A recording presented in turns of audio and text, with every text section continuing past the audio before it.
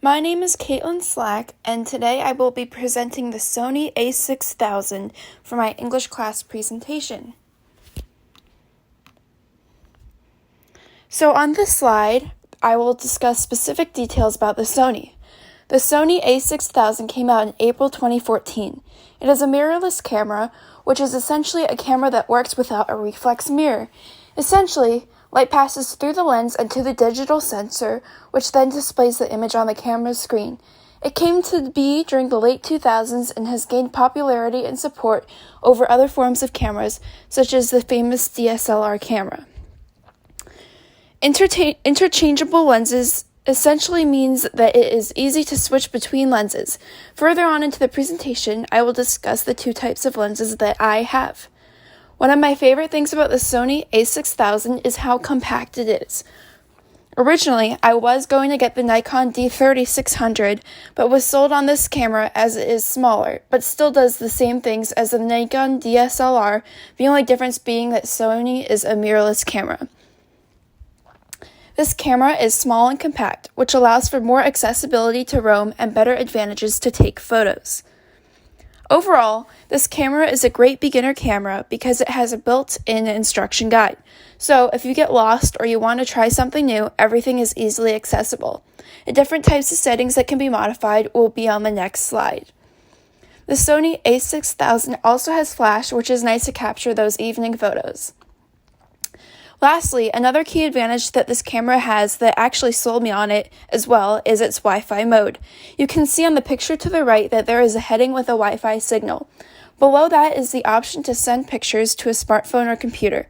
What I do is I send the pictures to my computer and I can choose the images I would like to send and immediately send them over.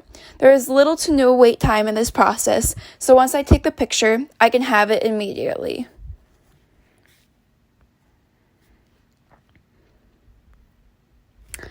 As previously mentioned, the Sony has multiple settings. As you can see to the right, the settings are located on the upper right side of the camera.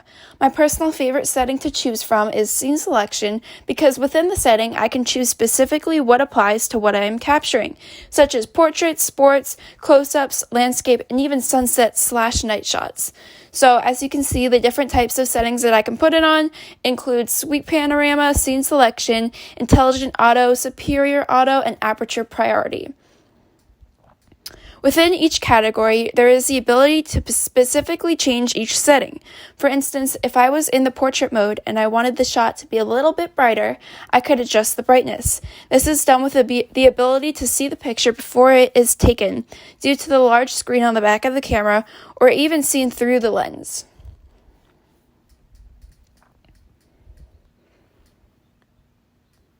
So now I would like to discuss the two types of lenses that I have. As you can see on the left, it's obviously a bigger lens. It's the E4.5 to 6.3 or the 55 to 210 lens. It shoots about 1 meter or 3.29 feet, and it is definitely better for catching those action shots, those sports shots, all that. The second lens, which is actually attached to my camera right now, is the 3.5 to 5.6 PZ, which shoots about 0.25 meters. Obviously, it's a smaller lens. It's my go-to to capture those portrait photos. And lastly, these are some pictures that I have taken. That is my best friend, Victoria. She's my photography buddy. We go out and take pictures together. And then that is also my dog. She's adorable, and she's also a little bit of a pain. Anyways, that concludes my presentation. Thank you so much for listening.